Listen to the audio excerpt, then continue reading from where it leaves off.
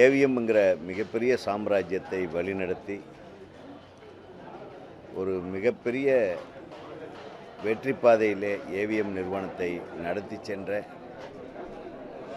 ஒரு மாபெரும் திரையுலகத்தின் காவலன் என்றே சொல்லலாம். ரஜினி, கமல் போன்றவர்களுக்கு மிகப்பெரிய கமர்ஷியல் கிட்ட கொடுத்த நிறுவனம். அந்த நிறுவனத்தை வழிநடத்திய திரு ஏவிஎம் சரவணன் அவர்கள் இன்று நம்மிடையே இல்லை என்பது மிகுந்த வருத்தத்தையும் வேதனையும் அளிக்கிறது. எனக்கு அவருடன் ஒரு மிக நெருக்கமான தொடர்பு இருந்தது. எஜமான் திரைப்படத்தின் மூலமாக அவர் குடும்பத்தில் ஒருவனாக பழகும் வாய்ப்பு எனக்கு கிடைத்தது.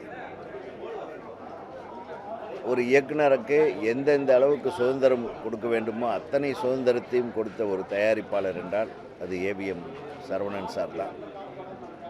அவர் என்னை ஒரு புள்ள மாதிரி தான் பார்த்துக்கிட்டாரு. சாதாரணமான விஷயமே இல்லை. படம் பூஜை போட்ட அன்றைக்கே ஃபுல் பேமெண்ட்டையும் செட்டில் பண்ண ஒரு தயாரிப்பாளர்னால் உலகத்திலேயே அவராக தான் இருக்க முடியும்.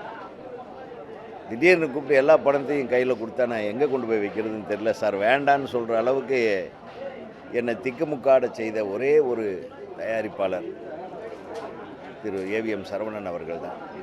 அது மட்டுமல்ல, என் படப்பிடிப்பு முடியும் வரையில் என்னை குடும்பத்தில் ஒருவனாக எனக்கு என்ன பிடிக்கும் என்ன பிடிக்காது, ஒரு இயக்குனருடைய கம்ஃபர்ட் ரேஞ்ச் என்ன, கம்ஃபர்ட் ஜோன் என்ன அப்படின்னு தெரிஞ்சு அந்த கம்ஃபர்ட் ஜோன்லேயே ஒரு தயாரிப்பாளர் ஒரு இயக்குனரை வைத்தார் என்றால் அது ஏவிஎம் சரவணனை தவிர வேறு யாராலும் இருக்க முடியாது. நான் சாப்பிட்ற தின்பண்டங்கள் கூட உதயகுமாருக்கு இது பிடிக்கும்னு நான் அவுட்டோரில் இருக்கும்போது எனக்கு வாங்கி பார்சல் பண்ணி அனுப்பக்கூடிய ஒரு தகப்பனை போன்ற ஒரு மிகப்பெரிய மாமனிதர் தான் ஏவிஎம் சரவணன் சார். நான் அதெல்லாம் நினைவு கூறுறேன்.